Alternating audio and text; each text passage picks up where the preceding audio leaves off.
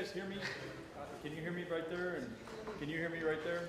I was checking. You guys are my talk louder advisors, okay, if I can't hear you. So first of all, let me just say I'm a family doctor. I'm in practice. I see patients 1 day a week, have for 32 years. I was a professor at UT Southwestern for 21 years until they hired a director of the family practice department that fired all of the community clinical professors. It was really kind of an odd thing. But my father is a 5'6" Iowa farm boy that was told when he was in 6th grade if he worked really, really hard, he could become a good auto mechanic. And he became a doctor and moved his family from Iowa to Florida. So I got raised by a guy who's, you know, there's no bridge too far and no building too high that he couldn't jump over. So I have a very kind of a can-do, don't be a victim, never complain kind of attitude, and I took that into my residency program and ended up in Texas because at Southwestern they had an every other night, every other weekend program, and I didn't feel competent as a caregiver, and so I wanted to go where I knew in 3 years I'd be able to be responsible for a person's life. And I did that and then met a beautiful Texan woman, and I said, sweetheart, would you marry me and go back to Florida? And she said, honey, you can marry me, you can go to Florida, but you cannot do both. And I said, yeehaw, let's go buy some boots. So here we are, 30 years, 4 kids later. She's my best friend, and I live in Dallas, Texas. So that's how that all happened. But what happened to me is 7 years into my practice, one other quick fact I'm going to tell you is that, so my daughter is a second-year resident in family medicine right now. So we live family, the values and principles of family medicine. So the story of, I'm going to tell you my career, not because you care about it, and not because I care to tell you about it, but because it illustrates a number of points that we're talking about today. And I will start off with 3 quick cliff notes that hopefully I'll reinforce through the stories. And that is, number 1, I think primary care is the most important thing in the United States, and it's what we need to save the healthcare, to create a healthcare system and to cure the marketplace that we've got. Number 2 is that I think we give our power away and shame on us, and we need to quit being wimps about it and step up and be our own advocate through the people who are not winning in the system today. And there are 3 stakeholders, I think, that are not winning in the system today. Number 1 is primary care, family medicine, internal medicine, pediatrics. Number 2 are the companies that are paying for healthcare, and I would put Medicare into that as an example of a major payer. And number 3 are the people who are having the largest shift in revenue in income ever in history as we decimate Main Street America and shift the money from the middle class to a small number of very affluent people. And so I think that the people using the care are not winning. So those are the 3 stakeholders that are not winning in the system today, and if we're going to transform the system, we have to figure out how to communicate to them and how we have to make advocates of them, and then we have to create a sustainable high-performance system in the future where all stakeholders can win. Because I don't think that this is an us versus them. If I really were to ask you, what's the enemy of primary care, and what's the enemy of people living a long, great life? Is it hospitals? Is it specialists? Is it insurance companies? Is it pharmacy companies? No. What is it? What's the enemy that's keeping people from living long, great lives? It's disease. It's disease. So what we have to do is focus on how do we really win against the enemy, and how are we the people who are going to lead the movement is what's taking us to win that battle. And then we have to align the stakeholders to win, but to the degree we choose to make pharmaceutical companies or hospital systems or insurance companies the enemy, we're squarely blowing our own leg off with a shotgun. And I would advocate us consider not doing that if we want to be successful. So my career, so those are the 3 major points that hopefully will illustrate with 3 stories that show you how I tried to live my life out in that, and I am very good at failing and then getting back up and not complaining and taking the next step. So I'm going to share with you my failures in the hopes that, and then how I have lived a life to try to cure those failings, and not to say that I know the answer, but only to say here's one, doofus from Dallas's attempts to overcome a failure, and maybe we can use that in our trip forward together somehow.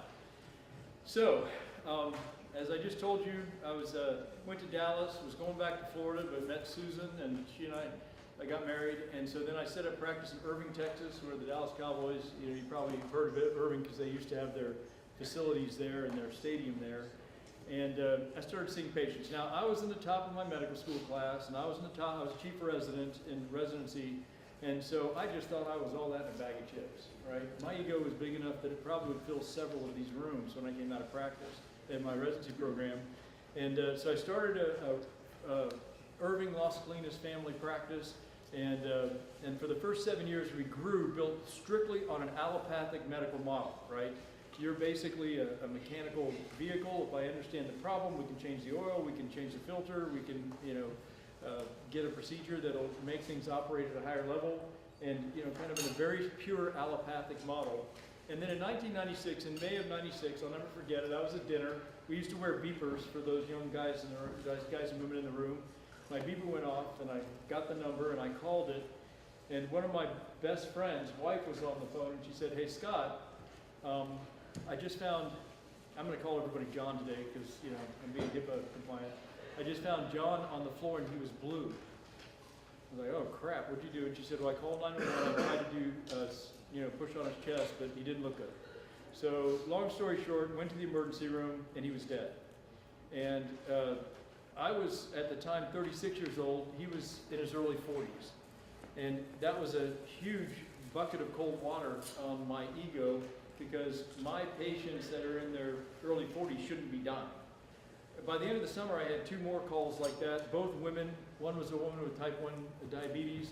Her husband woke up, reached over and said, "Honey, do you want some coffee?" And she was room temperature. Another one was a woman who had 3 kids, and she and her husband took them out to Colorado or Wyoming or somewhere out there, and they went for a hike up on the mountain. She got very short of breath and collapsed, and they never got off the mountain alive. And she basically smoked cigarettes, and she had very high cholesterol and a family history of heart disease. So when I went back and I did an autopsy on their charts, because by the time these 3 things had happened, I was having trouble getting out of bed and going to work every day because I felt like a fraud. I felt, like I was not competent to take care of human beings. Again, as I said, all 3 of them were in their 40s. And so I went back to their charts and I said, what did I miss? What could I have done differently? And what I found was the risk was there, right? High cholesterol, smoking, family history, diabetes, type 1, poorly controlled, kind of a hemoglobin A1C of 9, but she was afraid of hypoglycemia. She wouldn't do anything about it. And the first one, he had metabolic syndrome, right? He had the spare tire, his blood pressure was a little high, cholesterol was a little off, blood sugar was a teeny bit high, but nothing that you'd really call a disease. And we didn't have the term metabolic syndrome back then, but that's what he had. And all 3 died of sudden cardiac death. So in that moment, when I looked at the chart, I said, "I need you to take more medicine. I need you to increase your insulin. I need you to quit smoking and come, and change your diet and get on statin pills." And all of them looked me in the eye and said, "But Dr. Conard, I feel fine." And then they died. And in that moment I got, I've been doing symptom management. I need to do risk management. I am a risk manager. And how do I do that? Because I didn't have a therapeutic relationship with those individuals that motivated them to do the things to reduce their risk that they needed to do. They viewed me as a pill-pushing, procedure-pushing primary care doctor who had, was going to tell them what to do, and I didn't have the right relationship. So, for the sake of time, what happened was at that moment, my mindset shifted, and I got that I needed to help people understand their risk. And my days looked like I would go in the room and I'd say, "Your cholesterol is high, and I need you to see my dietitian, and I need you to get it down. And if you don't get it down, it could be devastating. You don't want to let it go." And you'd say, "But Dr. Conard, I feel fine." And I'd say, "Frankly, Scarlett, I'm glad you feel fine, and I don't give a damn."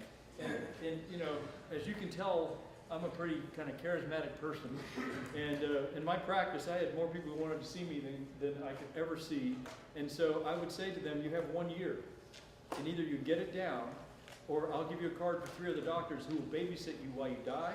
That's not me, because emotionally, I can't deal with that phone call where one of my really good people are dead or maimed because I didn't have a relationship that would motivate them to action. So that was part of my strategy. And a lot of people said, thanks, give me the cards. But what I actually did is I hired additional doctors who were less evangelical than I am. And I just moved them off to those other doctors, and they would be more patient and kind with them than I was at that moment. So our practice grew dramatically. Fast forward. And by the way, I would find myself going in and saying, do you understand what high cholesterol is? And do you understand how important it is to the body? And they'd say, no. And so I'd start my high cholesterol talk, and about 5 minutes into it, I couldn't remember what I had said, and I couldn't remember to them versus the 5 people before them. And it was just a butt kicking to go to work, because I was really a secondary prevention or tertiary prevention educator, and I was bored with my own talk. So what I did was I wrote a book called The 7 Numbers That Will Save Your Life, and I would hand it to the patient and say, okay, here's the problem. Your cholesterol is too high, and it very well could kill you, because I think everybody in this room knows this, but what percentage of people, the first time they have chest pain from their heart, this is according to the American Heart Association, the first time a man feels chest pain from his heart, not indigestion because they ate too much pizza, what percentage of the time do they live or die? Take your pick. 50-50. So hypertension is the great silent killer. Cholesterol, how does it feel? It's going up in your bodies right now, right? And although it's a pretty low-fat diet, although it should be much higher fat. I hear you. I get that. But and then the third thing is diabetes. A third of people don't know they have it. So the first symptom that they've got a problem that my 3 patients had, that their problem was real, was not just their doctor going wah, wah, wah, wah, is they died. And that doesn't work for me. So I would say that to them. And women, you tend to have your first cardiac event 10 years later than men. Your arteries are smaller. So you're older and smaller. When you get your chest pain from your heart, what percentage of you all die the first time you feel chest pain? 67%. There was an article in JAMA a couple weeks ago. What percentage of people that have an event in the community actually live to the hospital? That was surprising to me. It was so low. It's 80% of the people die before they ever get to the hospital, which stunned me. I thought it was much higher than that. But anyway, the net bottom line is the first time you feel symptoms, it's too late. So I wrote this book, and I would hand them the book and say, okay, your cholesterol is too high. I need you to read chapter 1 and chapter 5. I'll see you in 2 weeks. And it's a 2-bathroom read, right? Everything, it has to be less than 100 pages, and it has to be written at 7th grade level and blah, blah, blah. So there's nothing profound about this. But what happened was it created an environment, a practice where people knew that, our mission statement was to add years to your life and life to your years, right? Because I came from Florida. We had lots of people that were alive, stooling and drooling, and that wasn't life, right? So it was life to your years. And then the third part that we added during this period of our development was by empowering you to take control of your health. Because I don't eat for you, sleep for you, I don't go to the doctor for you, I don't take your pills for you, I don't exercise for you. There's only one person in this room that can save your life, and that's you. So I will give you the tools, but I am not responsible for your health. I will not have a relationship where I am the rescuer and you are the victim of disease. We're going to have a relationship where you have 2 choices. Get your butt in gear or suffer the consequences. Because you can choose to act, you can choose to not act, but you cannot avoid the consequences of your choices. So let's get real about this, right? So instead of trying to repeat everything 20 or 30 times a day, I wrote this book. But then my paradigm was still, and take this pill, add more medicine, blah, blah, blah. And they were like, Dr. Conard, I don't want to take another pill, because when Aunt Betty took another pill, she died, don't worry about it, she died of diabetes, or she had to have her leg amputated, or whatever the heck their story was. So I said, okay, then you need to change your lifestyle. And they'd go, but I don't know how to do that. And I'd say, well, I have 7 minutes, or 15 minutes, and I can't educate you that way, so you need to figure it out. So back then, I used to have them go buy The Zone, and all these different books. And those, if you ever read The Zone, it's like, my gosh, you should be a PhD to even understand what the hell it said. And it was really difficult. So then I wrote this book called The 7 Healers. And the 7 healers, we all know what they are, right?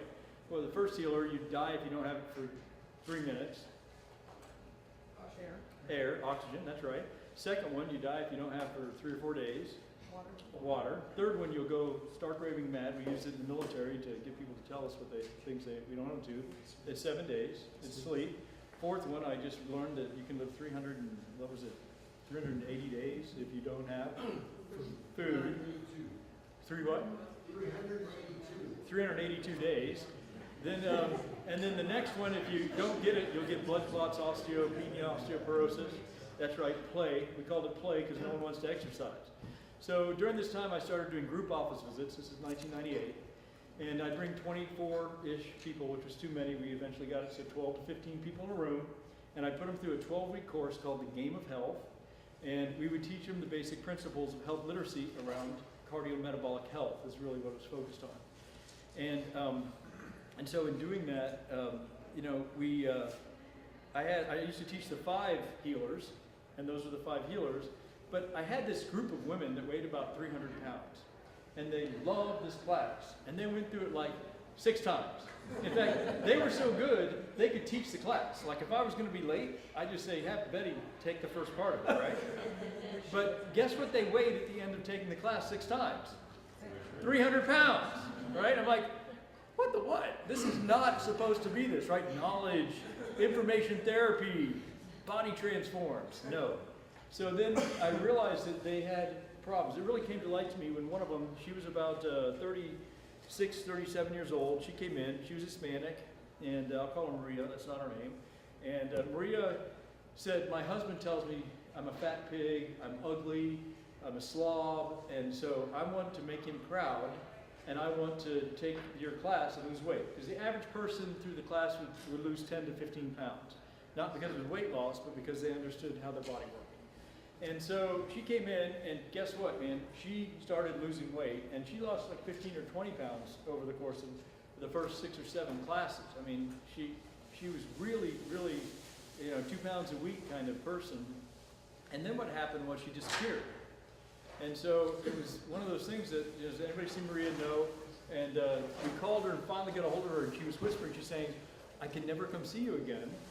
And the question was, why? And she said, because we went to Luby's, and we're going through the line, and the server did one of those, hello. And my husband beat me to an inch of my life that night and told me if I ever came back here to your place again, he would kill me. So the 6th healer is relationships, right? The women in my class that weren't losing weight, guess what they would do? As soon as one of them started losing a lot of weight, the other ones would take her to Luby's or would make her cupcakes, right? To make sure that in their little clash that they didn't lose weight, that none of them really lost a lot of weight. So that's the 6th healer. And the 7th healer, which actually connects to the 1st healer, air, is purpose. Because, I could tell people, I could give them a how all day long, but until they had a why, we weren't going to make any progress. So I wrote this book so that people didn't have to just add pills to what they did. And then the 3rd book, then what I got is, I don't deal with the victim mentality very well.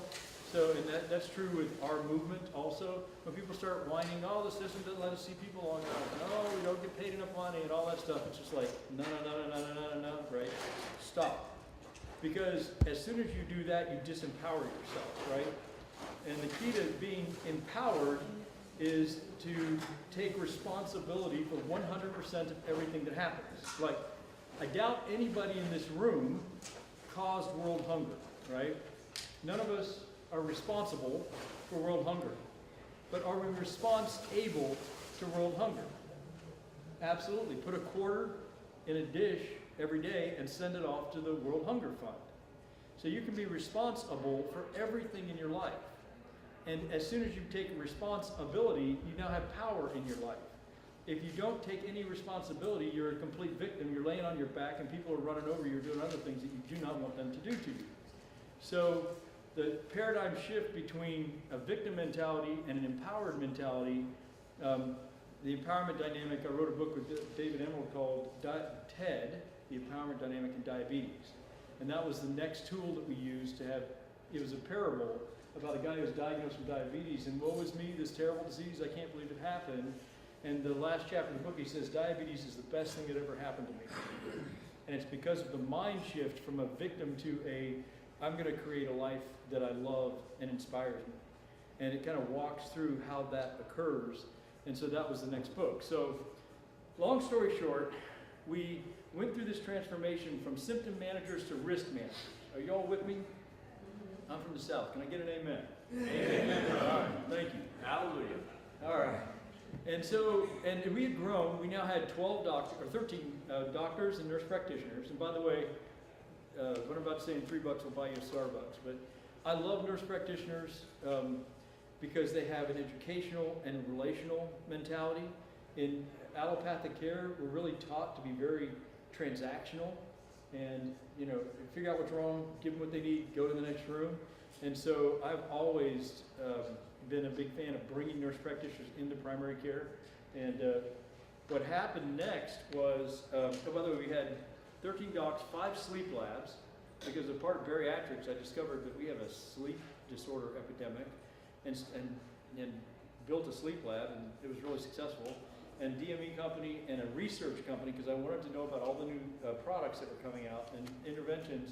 And then we had something else, a management company. So we had these like 6 companies that were all together. We were growing like mad. And then I walked into the room in 2006, and one of my patients' husbands said, we own 182 primary care clinics, and we want to recreate what you've done here at Tiena Health. Now the word Tiena is really an Eritrean word that when they say it, it's like, aw, you know, it's got, they kind of cluck, it's aw. And so when we were naming our new clinic, we wanted to kind of embody this different way of thinking about things. At the time I used to say physical, emotional, and spiritual health, right? Game of Health, 7 healers, blah, blah, blah. And so I threw a great big party, and I invited 150 of the stakeholders to the top of a beautiful building in Los Colinas, and we had this great big meal and drank lots of wine because we were going to name the new clinic. And everybody had pieces of paper on the table, and every time you came up with a name, you do it. And I had the people that were in our clinic, the doctors and the patients and stuff that were there, talk about how our clinic was different than other clinics, and then we tried to come up with names. Well, at the end of the names, guess what we had? Zenith, Pinnacle, Excellence. I mean, all these stupid names. And none of them worked. So as I was walking out, the woman who had been serving our table said, I'm Eritrean, and we have a word for whole and complete. Physically, emotionally, spiritually, socially, and financially. I was like, that's the word I want. What is it? And she went, oh, you know, it was like, okay. So we took out a piece of paper, and I said, now I need to spell that. And so we had about 5 of us that were left, and we'd all had a lot of wine, so we were really going to figure this all out. And at the end of the day, she said what it really sounds like is the word Tiena, like Tiena, and so it sounded like Tiena, T-I-E-N-A. So we named our new clinic Tiena Health Clinic, right? And of course, all of the, and I'm in Texas, right? So everybody who's Hispanic, what's going on? It's TNA, right? To have health, TNA Health. And so they just thought I was the stupidest gringo in all of North America. But that's what Tiena Health is. So we had established Tiena Health, and it was to be whole and complete in all 5 of those areas. Well, in 2006, he walked in and said, we've got 182 clinics, and we want you to create Tiena, make them all into Tiena Healths. And I was like, dude, I have no clue how to do that. He said, we don't care. Here's a check. And he wrote me this huge check. We'll buy what you've got. And now you come be our president of medical affairs, our chief medical strategy officer. So I need a time check, Stan. You have about 20 minutes. Okay, good. So at that moment, I was like, I can do this. So I went to this and became the chief medical and strategy officer, is what they ended up calling me. And I started doing the things that we were doing. And to make a long story short, like when you came into Tiena Health, when you were checking in, we handed you a summary of your health. And it was a sheet of paper. It said, here's all your diagnoses, here's all your medications, here's all your immunizations and the preventive guidelines things, here's the latest labs you have, here's everybody we referred you to, and it was a one-page summary, and we would hand that to the person as they walk in, so they would sit down and read it and look at it, and then we trained the MAs, so when they came back and they were saying to the MA, it had a list. It says I need a pap smear, it says I need to get a mammogram, it says I need a colonoscopy, it says I need echocardiography or whatever, and I don't understand what that is or why I need that. And the MAs were trained so they knew what those terms meant and all the procedures and what the indications were, which the MAs, we had a turnover problem with our MAs, but when we made them healthcare providers, we didn't have a turnover problem anymore. And so they would have the conversation and they would order all the tests that were in that box that the patient was comfortable with, they would order it before I ever walked in the room. And I can't tell you how often after we set that up, I didn't walk in the room and say, hey Carlos, how you doing today? Great, what's the problem? I got sinus, yellow-green stuff, okay, clear. Here's your medication, great to see you again, blah, blah, blah. And I turned to leave and Carlos would go, dude, get back here. What is this going on down here? Like, why are we talking about the fact I need a physical? And that it says I have depression and I'm on, and I don't have depression. And I'm like, well, Carlos, no, not Carlos says, I don't know Carlos that well, but, you're on, whatever, make it up, Zoloft and another medication for depression. So you're not experiencing depression, but he's like, well, Dr. Conard, I started those medicines 10 years ago when my wife died. I'm like, well, why the hell do we still have you on them, right? That's stupid. So let's start tapering them off, and 80% of the time they didn't need to be on them, but I was in the modern way of practicing. So literally my patients started practicing the right medicine, and they were telling me, because of this tool, what we needed to do. And so through stupid, simple things like that. Now that took a lot of IT to do that, right? But I was in, Los Colinas is a tech center, and so I had patients coming in my office all day. And by the way, one of the things I would say to, I've already chased a couple guys out of here, sorry. But anyway, one of the guys who left, he was talking about, how do I do this in the community health center? One of the things I realized is I had like CFOs coming in my office, I had HR staff coming in as patients, I had all these people that were my patients that had all this influence inside corporations. I never bothered to talk to them about healthcare and what worked and what didn't work and what helped me take care of people and what hurt me taking care of people. And once I kind of realized that, we started having a whole new set of conversations, and it led to a lot of great things for my practice. Because Trinity Industries, the president of Trinity Industries, one day I was doing a physical and he's like, I can't get my executives to come do this because they don't want to take time away from work. I said, well, that's fine. I'll come to you and we'll do 12 of them one time. We'll just set up a room, and it's like done. So my executive physical program was born, right? And it was just because of a conversation with a patient. So we have a lot more influence and power than we realized. So when I said yes, we started putting these mechanisms in place for everybody. And by the way, we had protocols. So if you had hypertension, diabetes, high cholesterol, hadn't been seen in 6 months, you got an automated call that said, it's my voice, win my practice. It was the doctor whose practice it was. Hey, this is Dr. Conard, got some important health information. We need to get on. I'm late seeing you, I'm missing you. Get in here and make an appointment. Press 1 to make an appointment now. Press 2 to leave a message. Press 3 if you never want to hear my voice again, right? And those were automated. And what we did is from about May to August in Texas, our volume would drop way down, right? That tends to be the way everywhere. Then it go back up in the spring and the winter. Well, the reason we were able to grow so much is come March, April, May, we crank those messages up. So instead of 5 or 10 going out a day to fill up our calendar, we had 50 going out a day. Well, you got 13 providers, you got 50,000 people. I could control the volume of my clinic anytime I wanted to. All I had to do was turn the volume of those calls up and down. And of course, what that did is it increased my revenue by 25% because I didn't go without 25% of my appointments in the summer being filled. Does that make sense? So that was part of the kind of the business management that allowed us to grow. And every 9 months we were hiring a new doctor or nurse practitioner, right? So when I took that to the large group, it was 343 doctors when I started, and there were 182 clinics. Fast forward 4 years, we now had 510 providers. I hired 170 nurse practitioners and PAs. And PAs are doctors in their mentality. They're very transactional. They're not a nurse practitioner. There's a big difference in the mindset of an MP and a PA. And I like the educational mindset, because I've always got them paired with a doctor. In Texas, you have to. And so I had the transactional guy, and I didn't need any more transactional guy. I needed the educational person. And so we grew, went from 300 million to 500 million, and we, I had these systems in place. And what I learned, by the way, is don't try to recruit the doctors to transform healthcare. That is a joke, because doctors know too much. And every time you'd say, that's a really beautiful mustard colored chicken. It's not mustard, it's yellow. Right? It's got some green tints, but it's yellow. And I'm like, dude, I like your top, right? Just, really. And so what I learned in that process is the way for me to be successful is I took that automated call system and I made damn sure my doctors were inside the exam room all the time. Because if I kept them busy, they left me alone.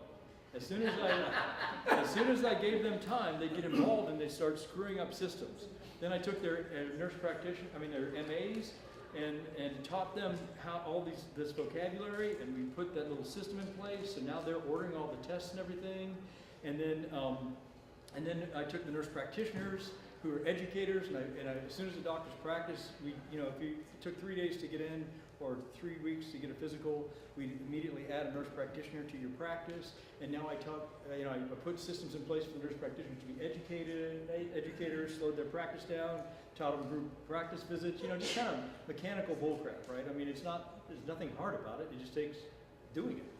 And so I got a phone call about 3 years into it. Eduardo Sanchez, which some of you may know because he's the American Heart Association Chief Medical Officer now, he said, Scott, what are you doing? I was like, what do you mean what I'm doing? I assumed I had done something wrong, of course. He said, you're $17, you being your group, is $17 per member per month less expensive than any other primary care doctors in North Texas. And with people with diabetes, it's $100 per month less expensive. How are you doing this? And by the way, we have 400,000 Blue Cross Blue Shield people that are coming into your clinics. It was 240 clinics is where it ended up. And it was like, well, we're risk management, right? We do risk management. So to us, primary care is not treating symptoms, it's treating risk. We'll take care of your acute problems, but we want to manage adding years to your life to years, empowering and take control of your health. He's like, man, this is great. We'll put a bonus in the program. So he'd pay us. Now, get this. We were saving him $5 million a month, and he gave us $300,000 a year in bonus money, right? It's like, somehow that math doesn't work. But at least he did it. The other companies wouldn't even do that. So it was rocking. We were managing risk. It was exciting. We were growing. And this is all in fee-for-service. So all you whiners about, we've got to be paid differently, get over it. Because what we did is I've got a shingle, come see me when you feel bad practice, you're billing and collecting about $90 to $95 per person back then. This is the mid-2000s. And we would put all this prevention in place. We'd empower the MAs. And by the way, what the formula looked like is we would empower the MAs. They'd be ordering these other things. And then the revenue per ticket, if you will, starts to go up because they're getting shots, they're getting physicals, they're getting appropriate care. And then I'd add a nurse practitioner to the practice. And I'd ask the doctor, would you please take another half day off? Because frankly, we need you out of the clinic because now this is turning into kind of a wellness center. I need you out of the clinic. Well, they made 10% of all the money that the nurse practitioner made. And the way our system worked, the dollar came in, we took a management fee, then we paid all the expenses, and whatever left over the doctor made, and they got to take home. And the average doctor would join our group. At the time, they were making around $150,000 to $210,000 a year. You put them into a risk management system, they were making $300,000 a year at the end of 18 months. In a fee-for-service environment, costing the system $17 less per member per month than everybody else. So that's where I really would argue that primary care is a rounding error in healthcare. And I say to my doctors all the time, dude, do what's right. Don't worry about, I don't want to see him every month because that's an extra visit. That's bullcrap. If you need to see him every week, see him every week. It's a rounding error. So, what would happen is the doctors were like, this is so good. And they didn't have to be like, I'm leading everything, and I'm managing everything, and it is my responsibility. That garbage was done, and they were like, you know, here are my metrics we made, dashboards. Here's the percent getting their hemoglobin A1C down. Here's the percent that are getting the wellness and the flu shots and all these things that took the average ticket up to $132 per visit. So you can do everything I talked about in a fee-for-service environment. By the way, we had 12 certified diabetic educators. We did the group visits with them. We charged the 99213, blah, blah, blah. There's a lot of money in group office visits, and I hear we're talking about that today in the fee-for-service environment. And so it was going well. And then the whole ACO movement came up, and I went, as the chief strategy officer, I went to the largest hospital system in North Texas and said, I would like to, we've got the biggest physician group, you've got the biggest hospital system, let's form an ACO and let's manage risk. And it will allow you to grow your base and blah, blah, blah. And they were like, that sounds like a good idea. Third meeting, they said, hey, we're going to get a list of your doctors and we want to consider buying your practices so we can really integrate. Yeah, okay. So we signed all the NDAs, gave them the list. 1 year later, we sold to them. And they paid us an incredible amount of money, which is great for me because I own 5% of the company. But it was like, wow, that's really strange that they'd be willing to pay that much. And then within 90 days, everybody on my staff was gone. Like all my IT people had been transferred to IT, and all my risk management biostatisticians had been moved into hospitals and things. And I went to the chief strategy officer, I'm like, dude, what just happened? Like, where's the ACO we're forming, right? We're gonna go save the lives of North Texans, right? And he said, you don't get it, Scott. And I was like, I guess not. He said, where do you think that $17 was coming from? We took the list of your doctors and we looked at the revenue that we were receiving from their referrals, and it had gone down $100 million in less than 2 years. If you extrapolate that out, that's $250 million in 3 years that we were going to lose on your docs. That we could have to close a hospital. Who do you think you are that you would be so irresponsible that you would kill the economic development and the economic health of a community because of your practices? He said, we had to shut you down. We had to stop you. And I was, so, you know, it's one of those moments in life where you're like, oh, wait, I'm about to die here. And then, and he said, but you can't say, he was a good, actually, he and I were the two that had done all the work on the ACO. And he said, I'm telling you this just because I love you, and I want you to know the truth, but you got to realize you can't tell anybody this, and if you walk out that door and you say anything about this, or you go to the press or anything like that, I will destroy you. I've got 50 lawyers, and we will make your life miserable, and we will bankrupt you personally. It's not going to happen. And I said, okay, cool, what's my option? He said, well, we'll write you a 7-figure check if you keep your mouth shut for 2 years. And I said, well, I had 4 kids in college at the time. And well, I had 3 kids and my wife in college at the time. I said, okay, I'll take option B, but you need to know that this is not done. So I walked out the door, and that night I was at a basketball game. My son played college basketball. And I was at a basketball game, and the guy sitting next to me was the president of Holmes Murphy, which is a brokerage firm. And I said, why don't I come be your chief medical officer? He said, we can never afford you. I said, don't worry, I just got a check. I'm good, I'll do it for free. So I started studying how healthcare works from the employer's point of view. And one of the quick experience I had, when I was the chief medical strategy officer for a 500 doctor group, it was $500 million is what we were bringing in revenue. I would say to United Healthcare, may we meet? And they'd say, yeah, we'll meet you in 3 months. And when I go, I get like the manager of, you know, the dog walking park and out back. I mean, I get nobody. And I'd be like, well, wait, I want to talk about value-based healthcare and compensation and things. And they're like, sure, we'll do that. When I became the chief medical officer at Holmes Murphy, and I said to United Healthcare, could we meet? They flew the chief medical officer for United Healthcare down from Chicago to meet me. And at that moment, I was like, whoa, I just switched over to the people who are paying for healthcare. So what I'm doing in my life today, and I have these great charts I'd love to show you how I do this, is I meet with with corporations all day long, and I say, you're spending a lot of money, are you getting value? And they say, we don't know. And I say, well, do you want to know? Yes. Well, give us all your data and we'll show you that. Now, you have got to build on a foundation of primary care. What's your primary care strategy? We don't have a primary care strategy. You're never going to be successful without a primary care strategy. What are our choices, right? And so this is the conversation I'm in, 4 days a week, because I still have 2 nurse practitioners that work, one's full-time, one's half-time. I run an on-site clinic for TXU, which is the energy company, in town, and then I have a private direct primary care practice that's my practice, right? So net is, I'm in this conversation 4 days a week. I'm going to the National Alliance right after this. And I will tell you, there are thousands of companies that would buy primary care if we got our act together and we actually had a product they can buy. Woo, sorry about that.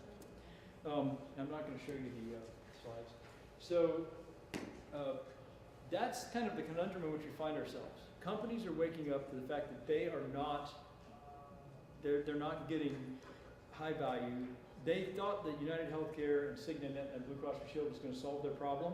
And every year they come with their latest marketing shtick and tell them how this new program is going to save their life. That's gone on now since about 2000. And the companies are like, we don't believe you anymore. And we need another alternative. So who can we turn to? And who's our trusted advisor? And who's going to actually help us solve this problem? And so the challenge that we have is, can we become that trusted advisor? They don't want to hear a bunch of bitching about how much time you spend with people. They don't want to hear a bunch of bitching about how much money you get paid. Get over it. Give them a system they can buy that will actually get high value healthcare. And so, if I were king for a day, what I would do, and this is really Erica's creation more than mine, is we would make sure that every American had primary care, and we would pay for that primary care differently. There would be here is what we want done. We want immunizations done. We want gaps in care closed. We want people with hypertension, diabetes, high cholesterol, regardless of how they feel. We want them coming in regularly and managing their health, which means you've got to raise the health literacy of the people in the practices, and you've got to be proactive. And we expect the total cost of care to go down. For every 1% we invest, if I'm the guy on the other side and you're the dachshund, for every $1 we invest in you, we expect a $3 decrease in total care. Now, it's easy to do, guys. It's such a mess out there. All you gotta say, guys, that's a Texas term, means women and men. All you have to do, y'all, is we just have to keep people engaged, and you'll save that money 3 times over. It's not even doing anything special. And so I would create a metrics dashboard, and I would say, if you're, we will give you 2 years to get it together. We're going to prepay you, and we're going to make sure every American has primary care through the community health center concept.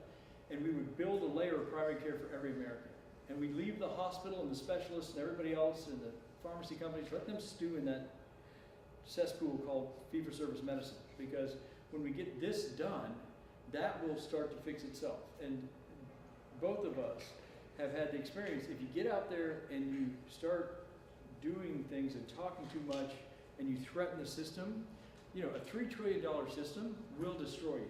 Like, I will never forget the first time, the day we had that meeting with that chief medical officer from Chicago, and it was the president of North Texas, and the woman who does all network management and all these important people in the room, and we described to them what Holmes Murphy was going to do with me as their chief medical officer. I literally, like, this is God's truth. We walked to the elevator, and I said to the president, if contracts were legal, I think we'd be dead in 48 hours.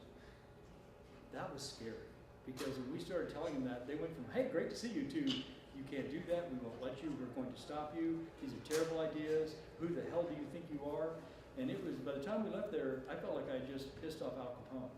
It was not a good experience. So my advice to us would be, have a very empowered message about people living along, adding years to people's life and life to their years, empowering them to take control of their health, and whatever words we want to use. Let's have every American gets primary care, excellence in primary care, and we will be responsible as primary care providers to make sure that happens. And we will take a set of metrics and get over whining about metrics.